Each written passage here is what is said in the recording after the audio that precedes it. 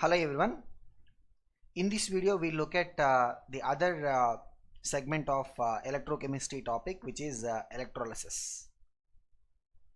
Now the idea of electrolysis is that if we pass electrical energy into a solution by the means of current, so the solution may be the solution which is in the molten state or the aqueous solution of a substance. So such a substance into which we will pass current, we will be calling it as electrolyte. So when we pass electrical energy in the form of current, then we will be able to achieve what is otherwise a non-spontaneous chemical reaction. So to make a non-spontaneous chemical reaction to happen, we will be required to spend energy, and that is basically done in the form of the electrical work. So what happens during the electrolysis? So let us look at the typical setup of an electrolytic cell. So the cell that we have over here is basically what we call as electrolytic cell. Now if you look at electrolytic cell, we have two electrodes. One will be the positive electrode, other will be the negative electrode. So here positive electrode will be called as an anode and negative electrode will be called as an cathode. Now why I am specifically saying about positive electrode as anode and negative electrode as cathode is because if we look at an electrochemical cell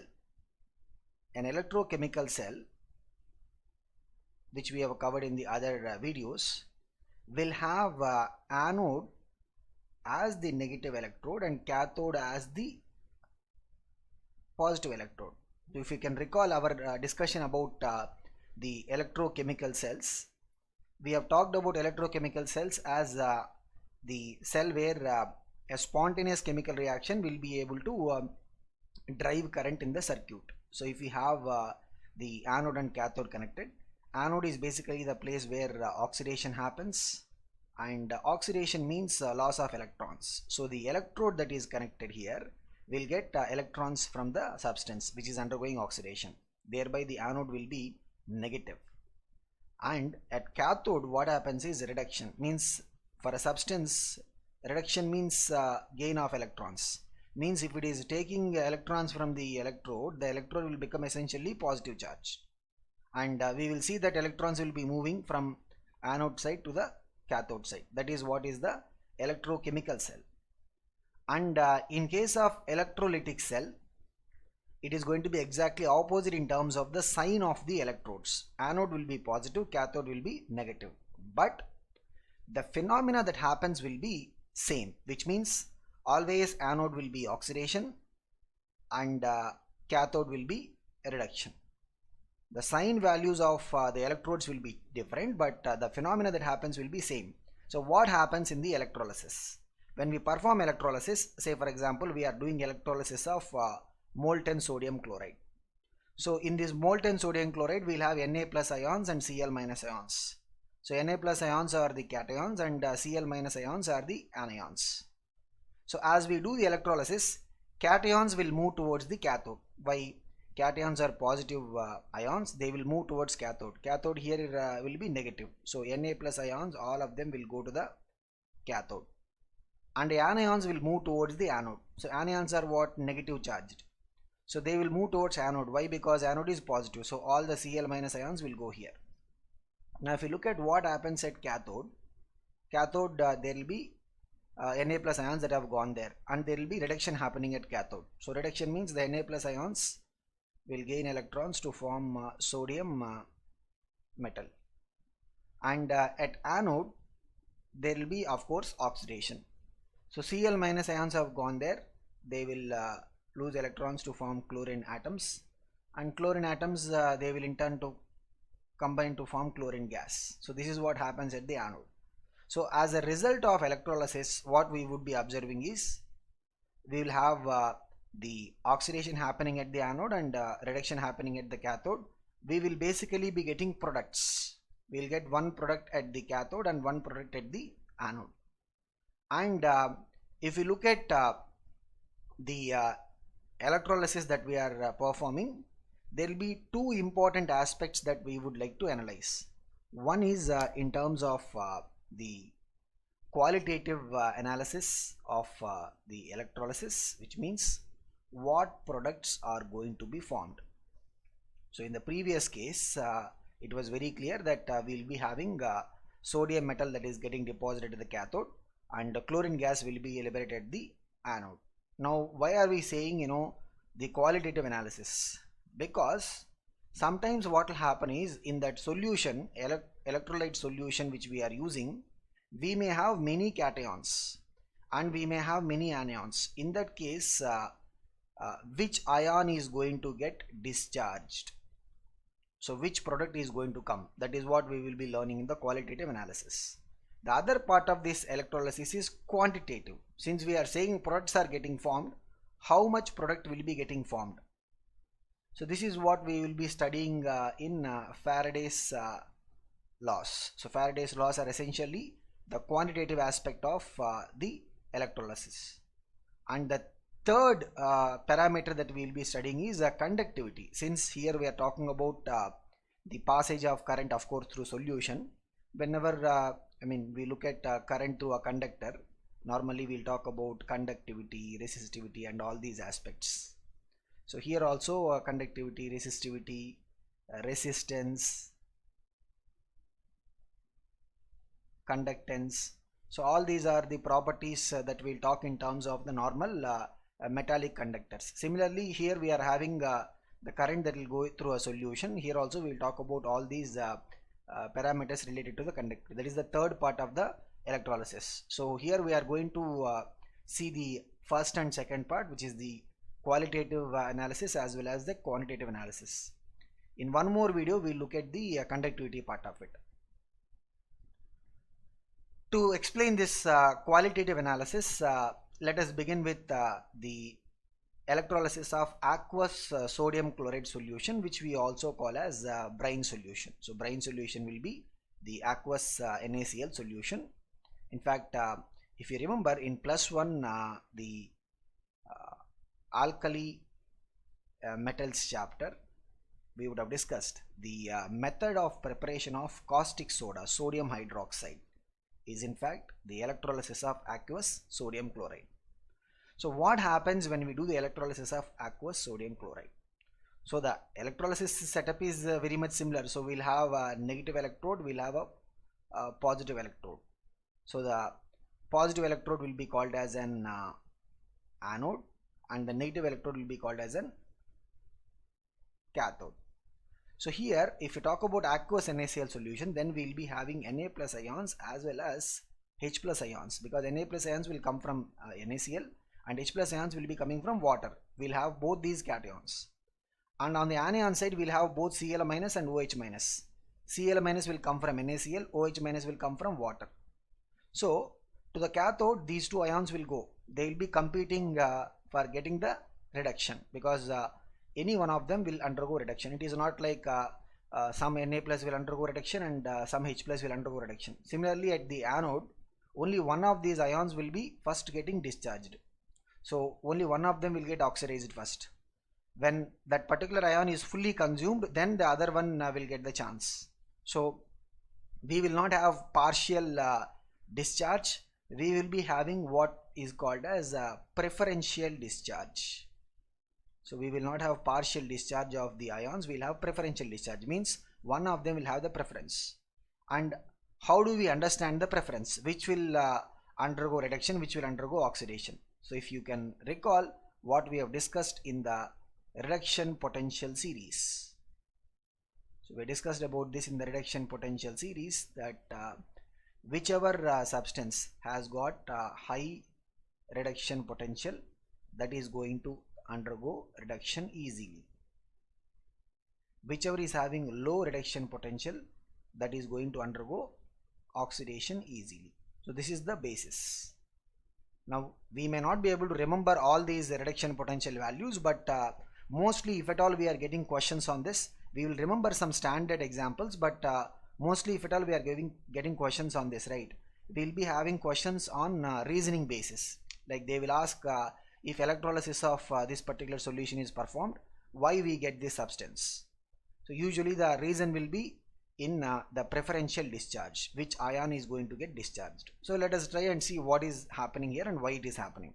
So if you look at the competing ions that will go at the cathode, so we'll have two competing ions that will reach the cathode. One is Na plus, another is the H plus.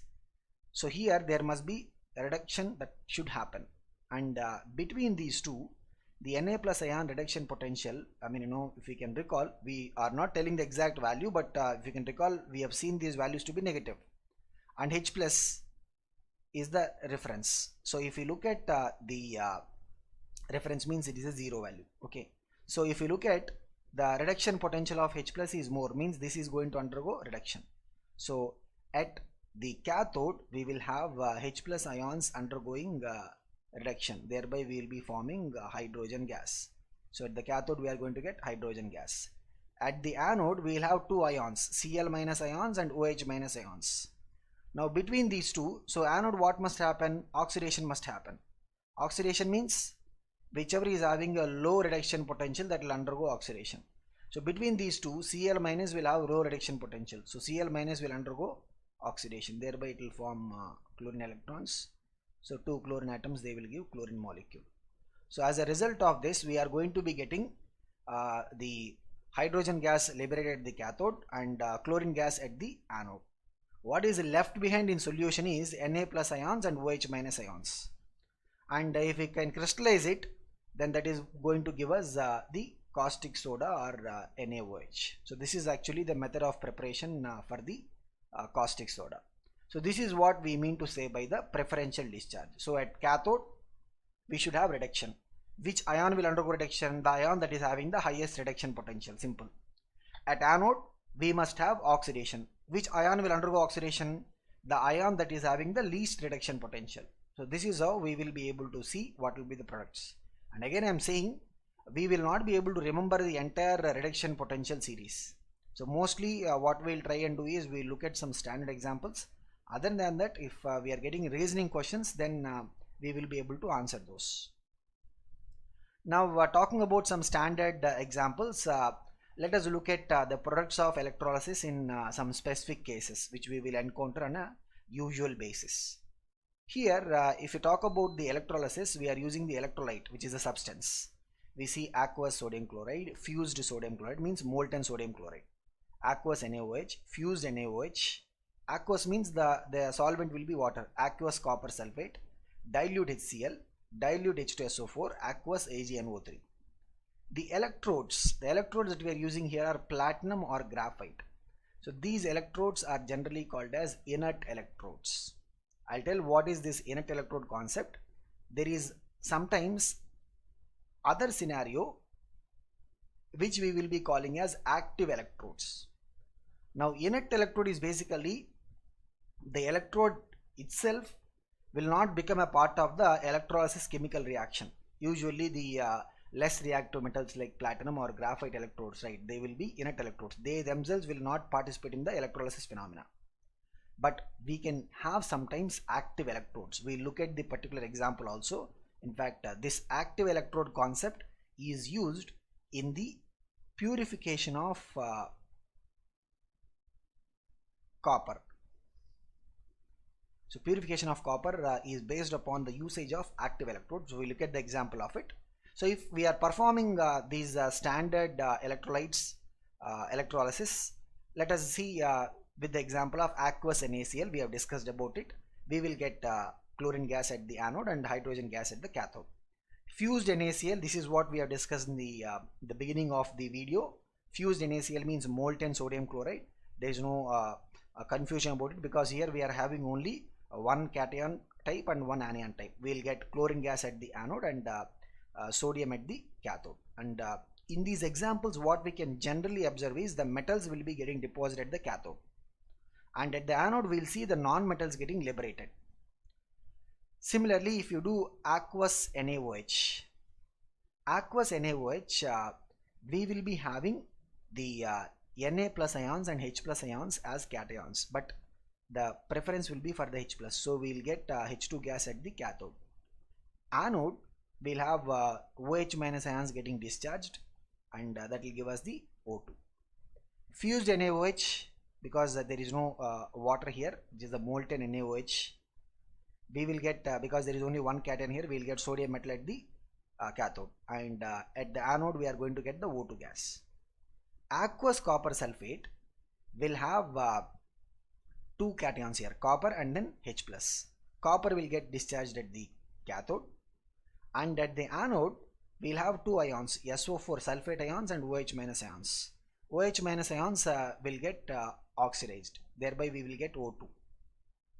Dilute HCl will have H plus ions, Cl minus ions and OH minus ions, because both HCl gives H plus ions, water also gives H plus ions.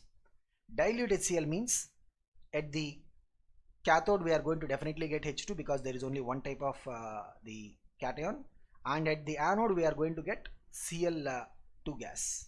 This is similar to what we saw in the case of aqueous NaCl. Aqueous NaCl also we had Cl minus ions and OH minus ions. Cl minus will be getting oxidized. Dilute H2SO4, it will be having H plus ions, sulfate ions and SO4 2 minus ions and OH minus ions. So dilute H2SO4, there is only one type of cation, so cathode will get hydrogen gas. Anode we have two ions, sulfate and then OH minus. OH minus ions will undergo the oxidation, so we will get O2 gas. Aqueous AgNO3, we will have Ag plus ions, H plus ions, NO3 minus ions and OH minus ions. Between the two cations, Ag plus will undergo the reduction, because that will have a high reduction potential than H plus. We can see in the reduction potential series, the Ag plus will come above H plus, it will come above the reference. So at the cathode we will have a silver getting deposited. At the anode, OH minus ions will undergo oxidation. So instead of NO3 minus, OH minus will undergo the oxidation part. So this is how we will be able to understand what products will come during the electrolysis. And as we see that the common examples, chloride ions and OH minus ions.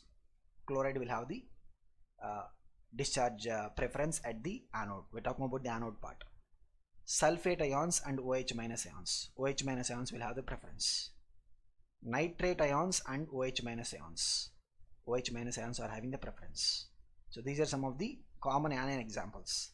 Let us look at the common cation examples. If you look at H plus and Na plus cathode, so H plus will get discharged, that is the preference. If you have copper or silver and H plus, then copper or silver will be getting discharged at the cathode. So these are some of the common examples which we can remember.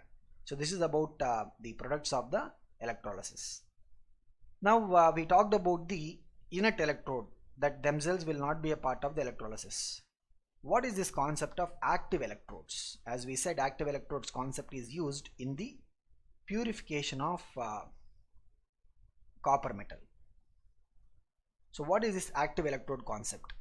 So in the electrolysis of in the electrolysis phenomena, wherever the electrode itself will participate, that is what we will be calling as active electrode. So if we are looking at the purification of copper metal, what we would do is we will have the electrolytic cell setup, where we'll have thin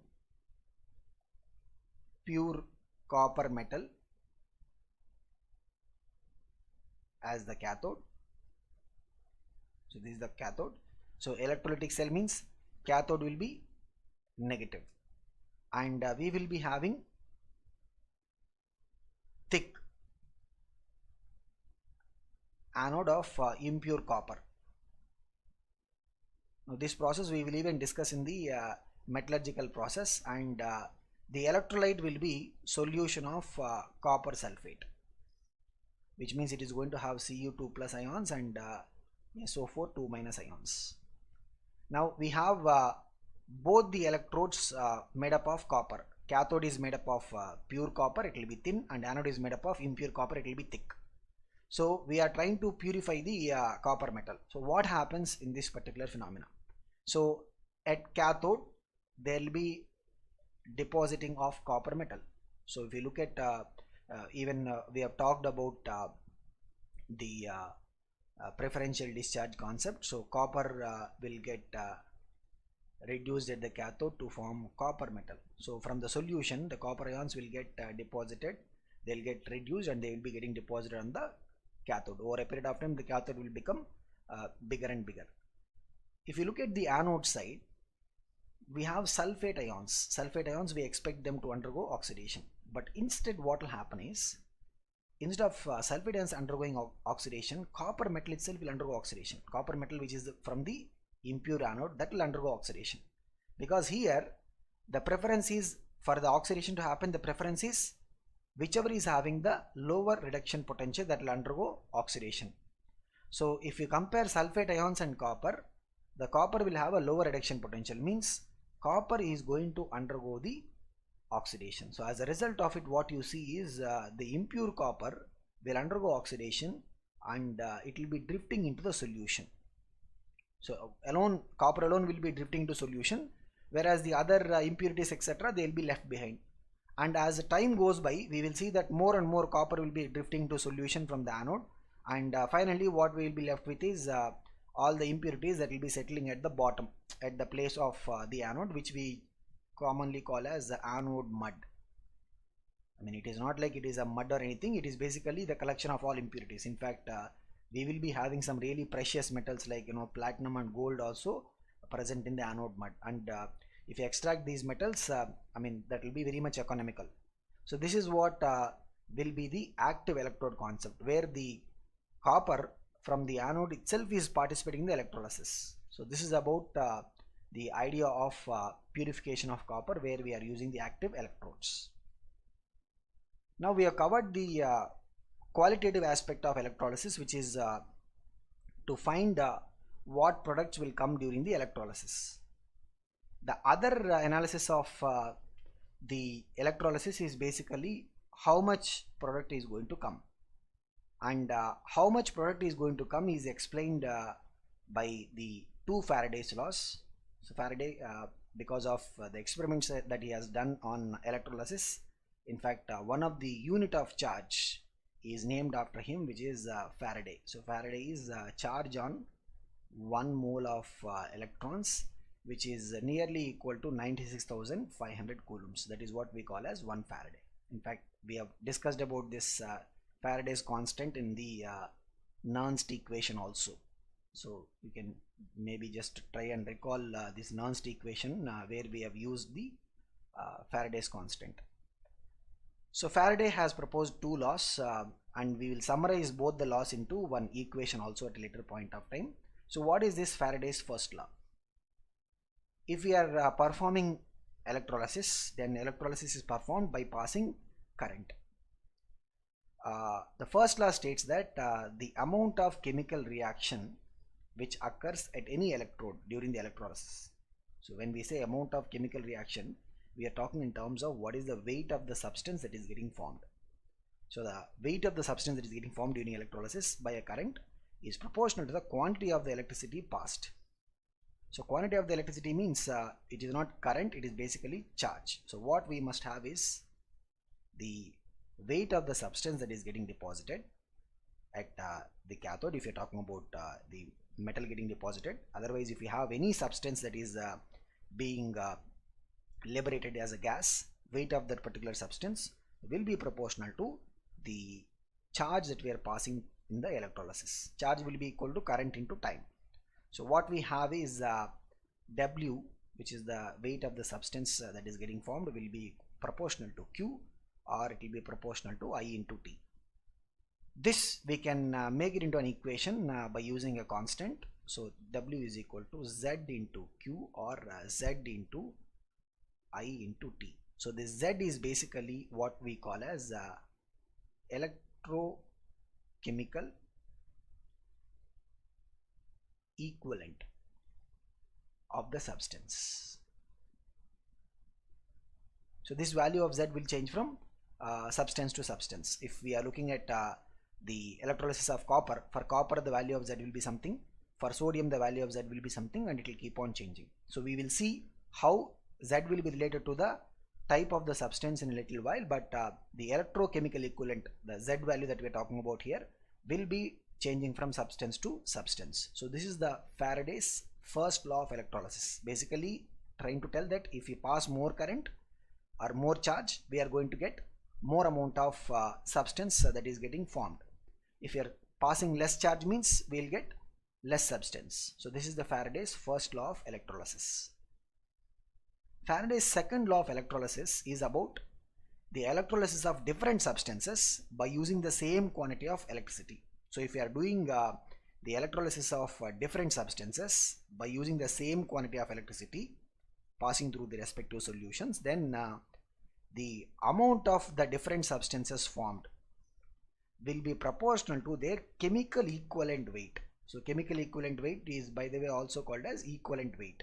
So if we are having a setup like this where we have three substances A, 1, 2, 3, and we are passing essentially the same charge through all the three solutions, then it is observed that the W1 is to W2 is to W3, the ratio of their weights is equal to E1 is to E2 is to E3, where E1, E2, E3 are the equivalent weight of the substances. Now in liquid solutions chapter, we have discussed about the idea of what is an equivalent weight. Here we are talking about the equivalent weight of the ions, because what is getting discharged here is the ions.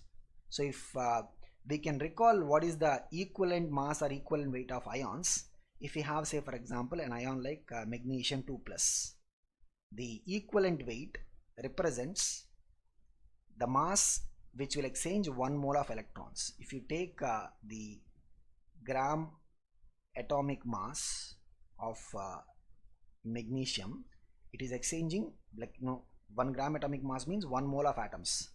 The charge here is 2+, means every magnesium is going to exchange 2 electrons charge. So we are looking at what is the mass that can exchange 1 mole of electrons. So here the equivalent weight will be gram atomic mass by the valency or charge for the ions. So here what we'll have is for the Mg2+, gram atomic mass is 24 grams divided by valency is 2, so it is going to be 12 grams. If you look at say any other ion, like we look at Al3+, then in this case equivalent weight will be gram atomic mass of aluminum 27 grams divided by the valency or charge here is 3, so it is going to be 9 grams. If we go to, say for example, copper 2+, I mean it depends upon the copper valency also.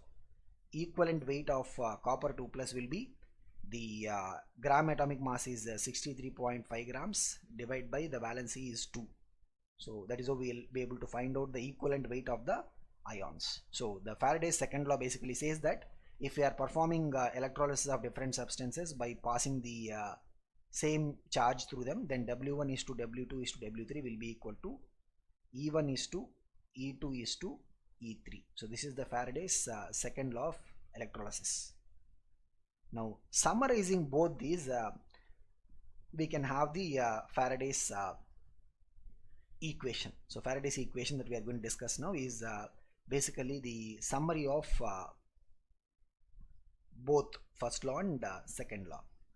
So if you look at the expressions of first law, so what the first law says is weight of the substance that is getting formed is equal to Z into I into T.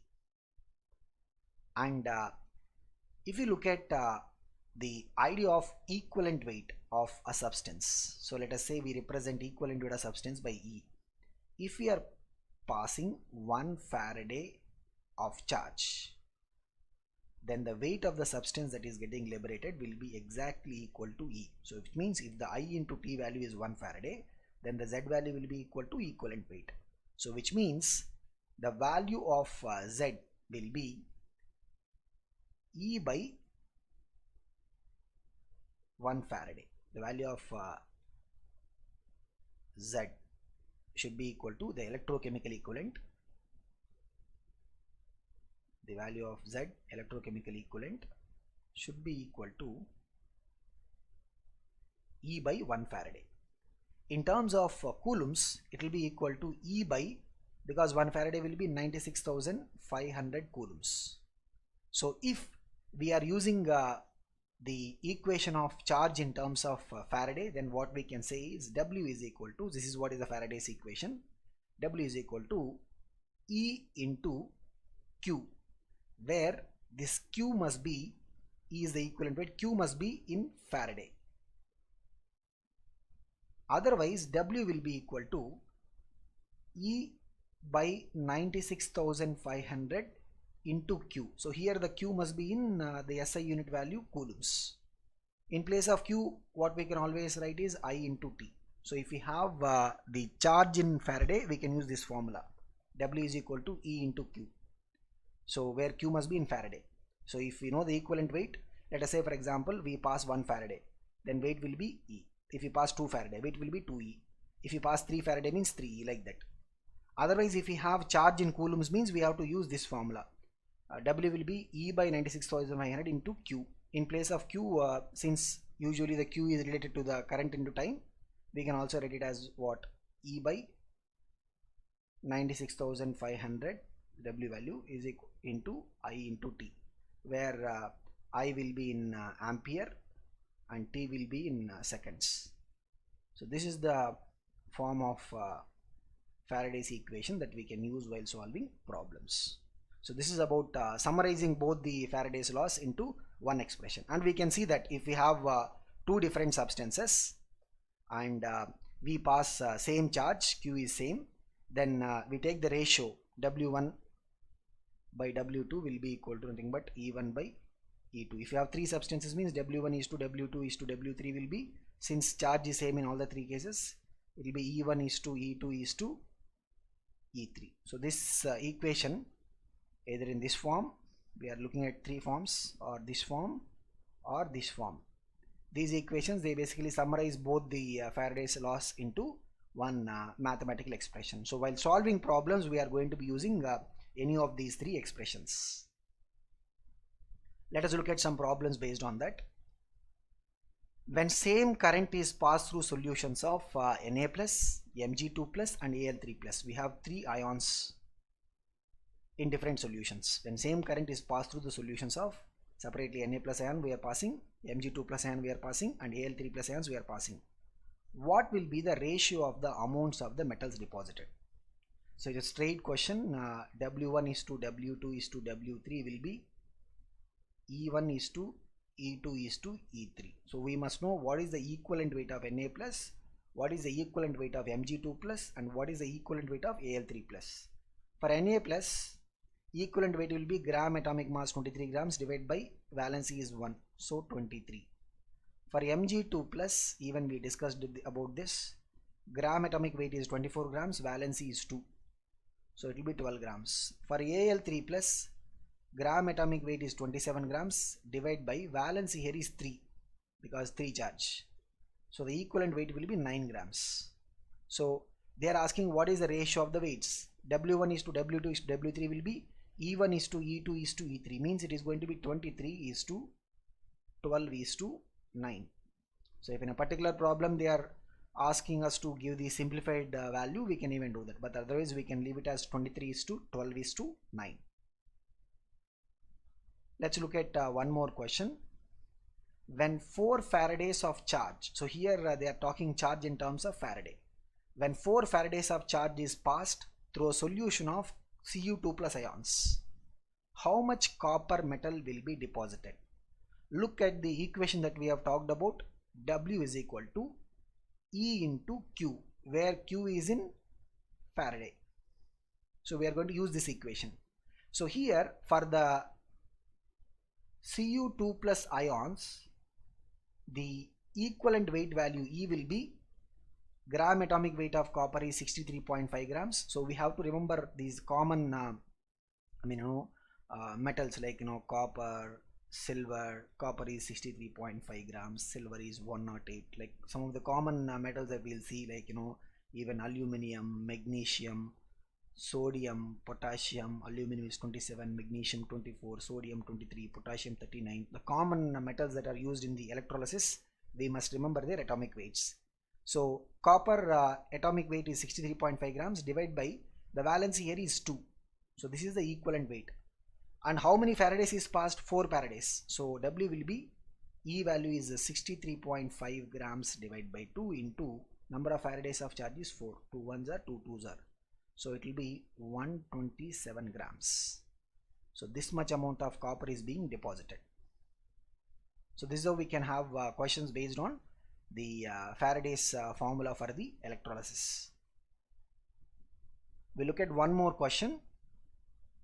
A solution of CuSO4 is electrolyzed for 10 minutes with a current of 1.5 ampere. So we are doing the electrolysis for how much time? 10 minutes we are doing it, and the current value that is used is 1.5 amperes.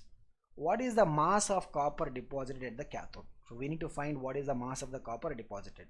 So here we will be using the other formula. W is equal to E by 96,500 into Q. Here the Q must be in coulombs. So E by 96,500 into, in place of Q what we can write? Current into time, I into T. So I must be in ampere, T must be in seconds. E is the equivalent weight. So if you see copper 2 plus ions, equivalent weight will be the atomic weight of copper 63.5 grams divided by 2. Valence here is 2. And I here is current is 1.5 ampere. There is no problem with that. But the time we have to change it. Time is given as 10 minutes. We should change it into the SI unit seconds. Means it will be 10 into 60 seconds. So it will be 600 seconds. So what we have is 63.5 grams divided by 2 into this 96,500 into I is 1.5 into T is 600. So on simplification, because this does involve some cancellation of terms and multiplication, division, simplification, we will get that the final answer will be approximately 0.3 grams. So the amount of copper that is deposited on the cathode will be nearly 0.3 grams. So these are the kind of questions that we can have on the electrolysis of the solutions, where we are going to be using the Faraday's equation. So we have 3 forms of Faraday's equation we can use depending upon the problem type. So this is what we have to cover in the qualitative and quantitative analysis of electrolysis. In the next video, we'll look at the conductivity part of it.